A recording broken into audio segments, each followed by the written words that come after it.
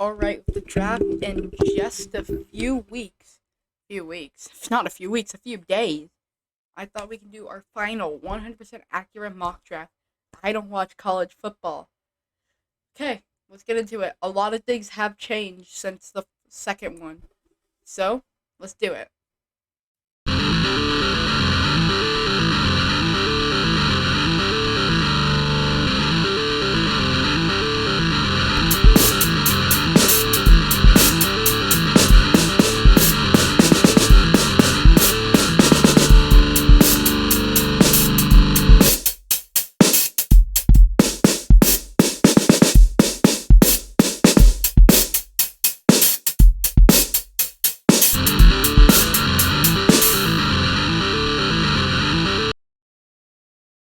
So, starting off, the Jacksonville Jaguars are on the clock at number one, and I think it's going to be Aiden Hutchinson.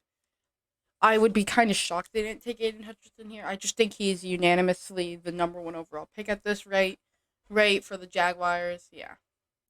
Now the Lions at number two, I think they're gonna go Kayvon Thibodeau. He's a great edge rush. He's a great edge rusher for Oregon. Great player, and I think Dan Campbell's gonna love him. Even though the rumors are they're gonna take Malik Willis, I don't believe that.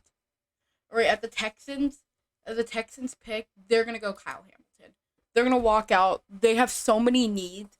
They're gonna take the best prospect, the number one prospect, in my opinion, and he's gonna come out, and he's going to be an absolute beast for them. Get the best player available. You have way too many needs. You're not this team that's like, we need to draft this, we need to draft this. Take the best available player. At pick number four, the Jets are on the clock, and three edge rushers and four picks is kind of insane, but Trayvon Walker just kind of fell to them. He's some people's number one edge rusher, and I think the Jets, Robert Salo loves building good D lines, so I think it makes perfect sense that he goes to the Jets. Okay, at pick five, the Giants are on the clock, and Giants fans are going to love how this mock draft plays out. They get what at one point was number one overall pick, now at five. Evan Neal. Evan Neal just makes sense for them. Evan Neal is a a great tackle for Bama. They need someone to protect Daniel Jones. This is a lot.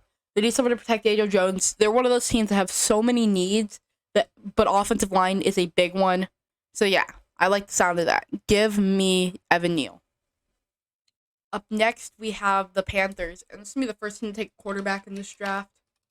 They're gonna go Kenny Pickett. I think too many jobs are on the line. They have to pick the best player, the best quarterback right now. Who will step in for them and take them to victory? That'll be Kenny Pickett. Jobs are on the line this year. Panthers have the roster to make a playoff spot. They need that quarterback though. Get the guy who'll make an immediate impact, and a lot of these guys need their jobs to be saved.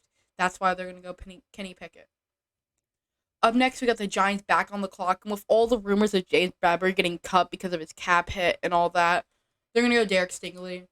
They're gonna want a guy to replace him with. It makes perfect sense for them to draft a quarter. They won't have to pay him as much. And if they do trade James Bradbury on one of the draft days, that would be even better for them because getting any sort of draft capital would be great. So yeah, the New York Giants will come out of the draft. I think Giants fans will come out of the draft really happy with what they got. Up next, we got the Atlanta Falcons. This is a team 0-17 watch. Okay, what do they have? They have They have a good cornerback deal. I'll give them that. Marcus Mariota is not a good quarterback, and they have no receivers and a horrible line. So let's give them a weapon. Let's give them a playmaker. Let's get them Garrett Wilson at 8. The pick once again is just one of those picks that every time I've done a mock draft, he always gets mocked to the Falcons, and it never fails. At 16, the Seahawks. At 16, at 9, I don't know why I said 6. At 9, the Seattle Seahawks, they're going to want to use the pick that they traded Russell Wilson with to get their new quarterback, because I don't think Drew Lock's the answer, but I do think Malik Willis is. So yes, Malik Willis at number 9. All right, up next we have the Jets. And this is just another pick where the player just kind of just fell to them. Ahmad Gardner, I think, yeah, that pick makes sense. It just, you just see a pick and you just think, It makes sense. It does. The Jets, they need everything. Get them a corner and a guy who just fell to them. A guy who could have been taken so much sooner. He just kind of just fell to them. They didn't have to do any trade up, nothing fancy. Give me him. Up next, we got the Commanders, and this is a team that I actually had to like think about. What are they gonna get? What are they gonna get? With Terry McLaurin going away, I still don't think maybe going away. I still don't think that that's what they're gonna pick. I think that they're gonna go Charles Cross to bolster up the O-line. When I did a mock draft last night to just kind of get ready for this, I didn't actually have them taking Charles Cross, but I just really think I think they're gonna trade back from this pick. I really don't think that there's anything good for them here that kind of fits them. But Charles Cross just kind of falls to them. He's been a great I can't speak. He's a great offensive lineman. He's a lot of people's number one offensive lineman. He's my number 2, which is just the difference. Okay, at at pick 12, the Vikings are on the clock, and it's pretty obvious the biggest need is its corner, Trent McDuffie to join them. Yes, makes sense. They need corners. And 2 corners were taken. Definitely could see the Vikings trying to trade up, trying to get that cornerback that they want, but I don't know. All right, up next, Texans. I'm saying this. They need everything. They have so many positional needs. Why not you just help your young and promising quarterback, get him some protection? Ike Ekwonu just fell to you there. No debating there. They need him.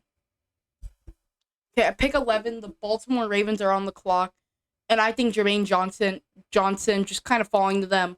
The edge, they definitely need edge help. So yeah, the Ravens, I think you can be pretty happy with that pick. Up next, we got the Philadelphia Eagles on the clock. There's a lot that they could do here, but I think they're gonna go Zion Johnson. They need interior line help. They need to protect their quarterback. They have another pick to take receiver. That's what I think they're gonna pick. It's just another team that every time I do a mock draft, they end up with the same guy, and it's kind of annoying. But Drake London to the Saints just makes so much sense. He always just seems to fall to them. Saints are in desperate need of receiver. We don't know how good Michael Thomas is. He hasn't played in 2 years. So yeah, Drake London. Up next, we have the Chargers on the clock. And as much as I want to give them Jameson Williams, you don't know how much I want to give them him. It kind of makes sense in the sense that Keenan Allen's kind of getting up there in age. Mike Williams is a good receiver, but I can't do that. I just can't. I can't. I have to give them the pick. That makes sense. That's no fun. Jordan Davis out of Georgia makes sense. Their run defense was awful. Jordan Davis is the best run stopper in the draft. So yeah, I know that I know they got help, but I think they're gonna want more help, more. It could be also Trevor Penning, honestly. I'm debating between these two.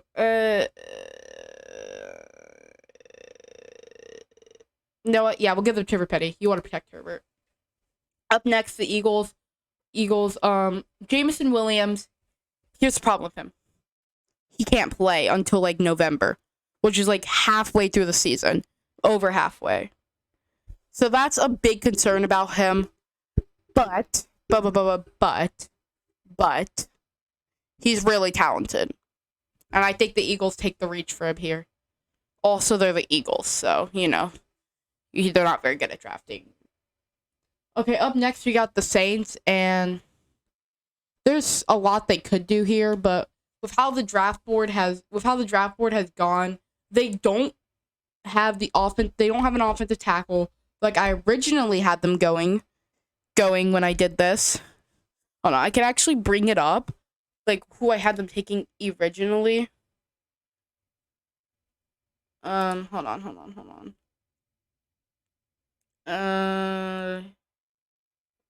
So originally at this pick, Trevor Penning fell to them, but Zion Johnson was taken by the Eagles, and the reason why they took Zion Johnson. Why? Wait, hold on. It doesn't make sense. Oh, Zion Johnson was taken by the Chargers because Ike Ekwonu was already taken instead of how the draft board played out. Because I originally had the Washington football team, Commanders, going Jordan Davis. But I kind of like how this draft board has played out, and things have changed since over last night of how the draft board has played. So now the Saints are in a rough predicament here where they can't get the tackle that I originally had them going to pick. So they're going to take Jordan Davis. A good run stopper, a great player. I'm not going to complain about the pick. Up next, we have the Pittsburgh Steelers. I'm going to say it. Mitch Trubisky is not a long-term option. Desmond Ritter doesn't have to be an instant starter, but he's got to be there. But he's got to be there. Add competition for Mitch Trubisky. Maybe Mitch Trubisky start to year one, okay? Draft a quarterback. Trubisky is not the long-term solution. Your team. Yeah.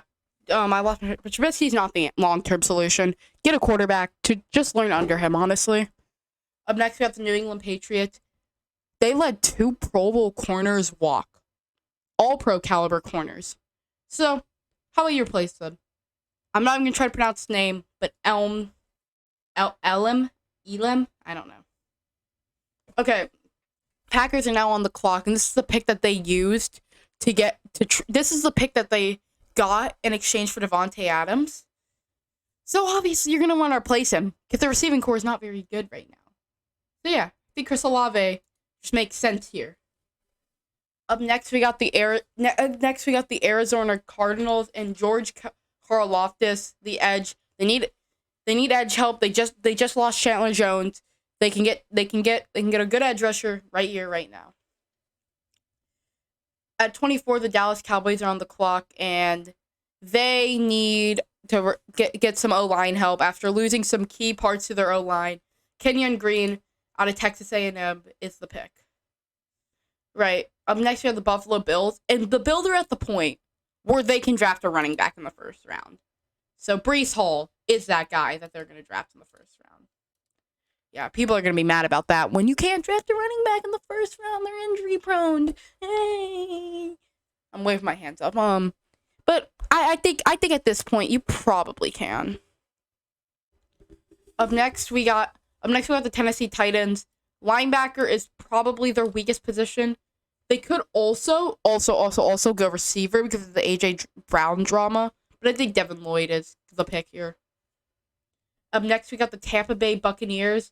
And they need interior line help. That's their number one need for obvious reasons. So Tyler Linderbaum. They're going to be their pick. They lost key parts.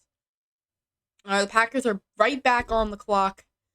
And a lot of picks here. I could see them going Devontae Wyatt to help the D-line, but they just lost their best edge rusher, Darius Smith. So Boye Mafe, that is the pick. Up next, we have the Kansas City Chiefs at pick 29. And for the first pick, it's going to be Traylon Burke.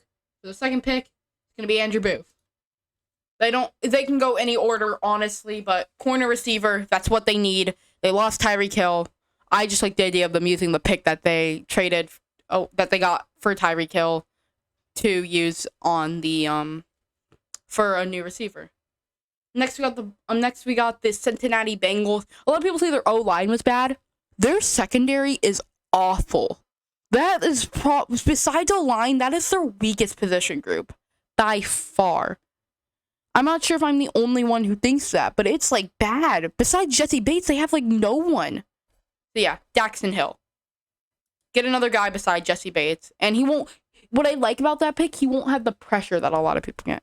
And now the Lions, I hate this pick. Honestly, I hate doing this pick so much because I like Jared Goff. I think he's an actually decent quarterback. With the right unit built around him, he can be good. But I think Sam Howell wins the first round. I like, it kind of hurts me to do that because I like him, but with all the rumors of the Lions wanting a quarterback, I didn't give them Malik Willis at 2, but I do give them Sam Howell. So yeah, that's the final draft. A quick overview. We got the Jaguars taking Aiden Hutchinson. We got the Lions taking Kayvon Thibodeau. The Texans taking Kyle Hamilton. The Jets taking Trayvon Walker. The Giants taking Evan Neal. Panthers taking Kenny Pickett. The Giants taking Derek Stingley. The Falcons taking Garrett Wilson. The Seahawks taking Malik Willis. The Jets getting Ahmed Gardner. The Commanders getting Charles Cross. The Vikings getting Trent McDuffie. The Texans getting Ikem Icky, whatever. The Ravens picking up Jermaine Johnson. The Eagles picking up Zion Johnson. The Saints getting Drake London. The Chargers getting Trevor Penning. The Eagles getting Jameson Williams. The Saints getting Jordan Davis. The Steelers getting Desmond Ridder. The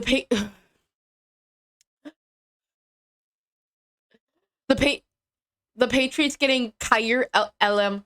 The Packers getting Chris Olave. The Cardinals getting George K. Loftus. The Cowboys getting Kenyon Green. The Bills getting Bryce Young. Breece Hall. The Titans getting Devin Lloyd. The Bucks getting Tyler Linderbaum. The Packers getting Boye Mafe. The Chiefs getting Treylon Burke. The Chiefs getting Andrew Booth. The Bengals getting Jackson Hill. And the Lions getting Sam Howell. So hope you guys enjoyed. Like, subscribe, and notification bell. And I hope that your team drafts well. Unless you're a Bills or Patriots fan.